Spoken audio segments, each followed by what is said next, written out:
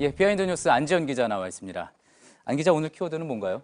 네, 오늘 첫 키워드는 매기 효과입니다. 예, 매기 효과. 이 수조 안에다가 매기를 넣어두면은 다른 물고기들이 오히려 이 천적인 매기 때문에 오히려 더 오래 산다, 건강해진다, 뭐 이런 내용의 이론인 거죠? 네, 맞습니다. 그러니까 매기 같은 경쟁자가 생기면 이렇게 막강한 경쟁자의 존재가 다른 경쟁자들의 잠재력을 끌어올리는 효과를 말하는데요. 황교안 전 총리가 15일 날 한국당에 입당할 예정인 가운데 한국당 일각에서는 다가올 전당대회에서 은근히 이 효과를 바라는 그 기류가 감지되고 있습니다. 예. 자, 그럼 반면에 이제 또 물론 이제 황 전 총리가 전당대회 출마 의사를 밝히지는 않았지만 당내에서는 비판과 견제를 하는 발언이 또 잇따라 나오고 있지 않습니까? 맞습니다. 겉으로는 환영한다고 하면서도 견제구를 날리고 있었는데요.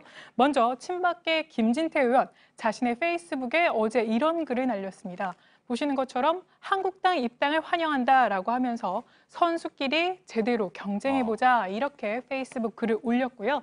또 비박계 심재철 의원은 입장문까지 냈습니다. 입장문 내용을 한번 보시면 우리 당의 지지율이 이제 막 회복세에 접어들었다고 하면서 당의 무혈 입성의 보스가 되려고 한다는 따가운 시선은 느껴지지 않는가 예. 이렇게 얘기를 했고 어려운 시절을 같이 보내지 않았다, 뭐 그런 이야기군요. 맞습니다. 예. 또 친박계 정우택 의원은 앞으로 대선이 3년이나 남았는데 이 전당대회에서 대선 주자가 나오는 게 맞는지 생각해봐야 한다 이렇게 얘기했습니다. 모두 이번 전당대회 출마 가능성을 열어두고 있는 의원들이었습니다. 예. 그런가 하면은 자유한국당 말고 다른 당에서는 황 전 총리의 좀 더 어떤 구체적인 정확한 입장 표명을 요구하는 목소리가 많이 나오는 것 같습니다. 맞습니다. 어제 오늘 모든 당에서 일제히 비판적인 내용의 논평을 냈습니다.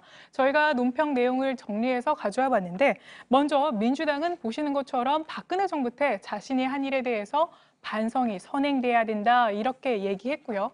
이 밖에 바른미래당은 이렇게 마찬가지로 진지한 자기 반성 있어야 한다라는 내용 얘기했고 예. 민주평화당도 비슷한 내용의 논평을 냈고요.